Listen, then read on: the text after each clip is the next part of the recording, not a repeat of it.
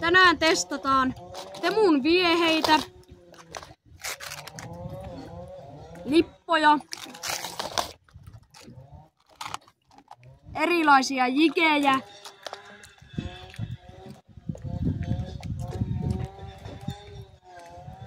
haavia ja kalastushattua. Ja juodaan mekistä.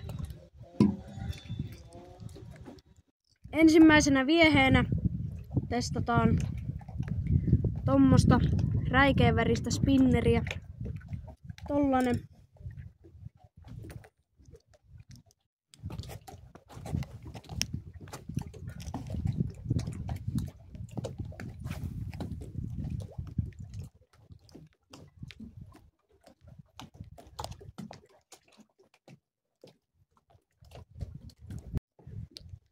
Ei tullut tällä räikeänvärisellä spinnerillä kalaa, niin vaihdetaan sitten tämmöiseen räikeeseen jikiin, jospa tällä tulisi. Ei oo ainakaan vielä tullut tuolla jikilläkään kalaa, mutta nyt minä nautin Megaforcesta.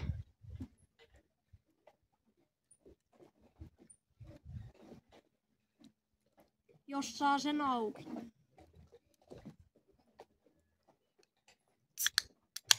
Näin.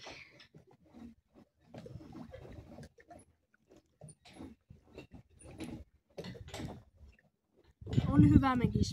On piru hyvä mekis. Joo, ei tosiaan tullut tuolla perusjikilläkään kalaa, niin testataan rapujikiä. Mä oon kuullut näistä ihan pirun paljon hyvää, että tulee isoja ahvenia. En oo ikinä ennen itse testannut, mutta nyt testata. Tosiaan ottanut tähän rapujikiinkään, mutta paitsi yksi pikku ahve, joku 3 kertaa tän itse jikin kokoinen tai 4 kertaa, niin seurasi pohjasta ja otti yhdestä saksesta kiinni, piti hampailla silleen hetken aikaa, mutta päästi sitten ennen laituria kuitenkin irti.